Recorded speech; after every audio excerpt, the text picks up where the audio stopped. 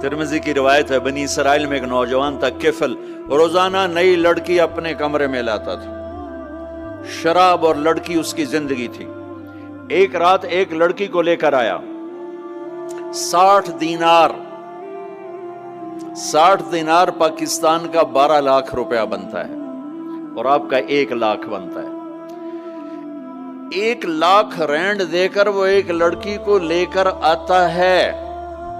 جب کمرہ بند کیا تو دیکھا وہ لڑکی رو رہی تھی، تو کفل کہتا ہے میں زبردستی تو نہیں لے کر آیا، ڈیل کر کے لایا ہوں۔ تو وہ روتے روتے بولی، کفل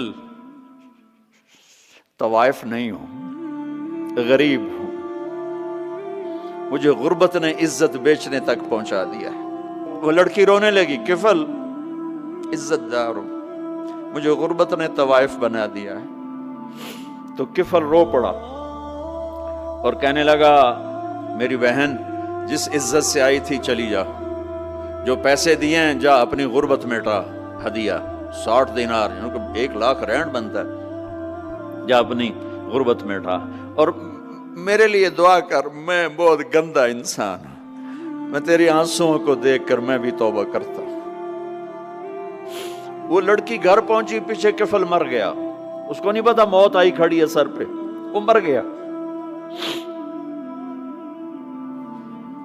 اللہ آخرت سے پردہ نہیں اٹھایا اللہ نے۔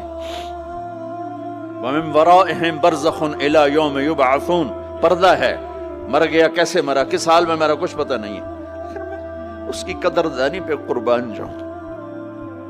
کل اگر یہ مردہ ملتا نا اپنے گھر میں، اس کو کسی نے اٹھانا نہیں تھا، کمرے میں ہی دبا دینا تھا، وہیں پتھروں میں اس کو دبا دینا تھا، یہ ایسا انسان تھا، لیکن وہ تو توبہ کر چکا تھا۔ اور توبہ کے بعد کی زندگی 15 منٹ، آدھا گھنٹہ، گھنٹہ، سوا گھنٹہ، 2 گھنٹے ہے، اور 30 سال کی زندگی زنا اور شراب میں ہے، اور آدھے گھنٹے کی زندگی میں صرف نیت کی ہے۔ کل تک تو بھی سورج میں نہیں دیکھا اور موت نے آ کے اٹھا لیا۔ صبح جب ہوئی تو لوگوں نے دیکھا کفل کے گیٹ پہ لکھا ہوا تھا، ان اللہ قد غفر للکفل، لوگوں اللہ نے کفل کو معاف کر دیا۔ یہ کیوں لکھوایا؟ یہ کیوں لکھوایا؟ اس لیے لکھوایا کہ اب یہ ہمارا دوست ہے، اور اس کو عزت سے ہمارے پاس پہنچاؤ۔ یہ شرابی بھی تھا، یہ زانی بھی تھا، یہ سب کچھ تھا۔ اس سے بڑا قدردان کوئی ہے کہ نیکی کرنے کا ایک دن اس کے پاس نہیں؟ ابھی آج اس نے نیت کی ہے کہ آج کے بعد میں نیک بن کے زندگی گزاروں گا، اور موت نے مہلت نہیں دی۔